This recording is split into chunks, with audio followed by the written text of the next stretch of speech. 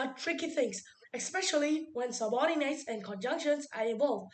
If you can remember a few basic rules, a simple law of physics, and some common scenarios, you will be able to use commas correctly. I like to think of the different parts of a sentence as characters. Let's meet a few of them. The tiny conjunctions, the mighty subordinates, and the clever comma. Conjunctions are small and nimble. They are words that connect clauses, words, and phrases. You can easily remember the conjunctions by remembering the acronym fanboys. The conjunctions are for, and, nor, but, or, yet, so. Because they are so small, more often than not, they require the help of a comma, but not always. Subordinates, on the other hand, are the WWE heavyweight champions of sentences. They are words that connect two unequal things, dependent and independent clauses.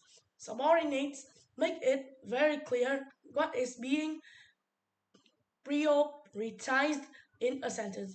Commonly used subordinates are although, because, before, however, unless, and even though. Because subordinates are all about power, they can do a lot of heavy lifting by themselves. But of course, sometimes even the strongest among us needs some help from our clever friends. Because our clever comma is so nice, she often roams her neighborhood looking for some community service to do. Today, as soon as she leaves her house, she sees a subordinate lifting the weight of two complete sentences on one on each arm. Barthelme loves engaging in political debates, even though he usually loses. The comma asks the subordinate if he needs help. Well, we know that subordinates are the WWE heavyweight champions of sentences. They can easily hold the weight of two complete sentences because they are distributed evenly on both arms. So when the comma asks if it can help, the subordinate is appalled at the idea of needing assistance. No thanks, maybe next time. So the comma continues on. Soon she seems a couple of subordinates attempting to lift the weight of sentences directly in front of themselves. Even though Bartholomew loves to sing, he never sings in front of others. The comma asks the subordinates if they need help. They might not want to admit it, but this time the subordinates do need help. Complete sentence weigh quite a bit. Simple physics tells us that it's easier to balance heavy objects if if the weight is evenly distributed.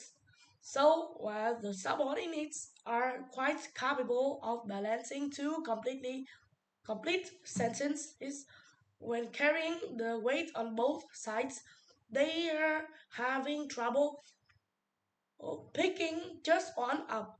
The comma rushes over to help the struggling subordinates, but how will she help? When subordinates begin sentence, the comma will place herself directly after the first thought or complete sentence. After helping the subordinates, our comma heroine continues on and spots a conjunction holding the weight of two complete sentences. Bartholomew was accepted into the University of Chicago, and he is on the wait list for Stanford University. The comma asks for the conjunction if he needs help. Of course, of course he does. Hurry! The comma rushes and places itself before the conjunctions. Fanboys aren't as militant as subordinates. For this reason, the commas don't have to fall in line behind the fanboys. Fanboys are courteous creatures. They allow the comma to go ahead of them. Helping others is hard work. On the way home, our comma sees a conjunction holding up the weight of a complete sentence and a fragment sentence. Bartholin is going to measure in molecular biology or interpretive dance. The now as hosted, comma asks the conjunction if he needs help lifting the items. This one isn't needed, which is good for the comma because by now all it wants to do is go home and rest up for another day of vigilant sentence constructing.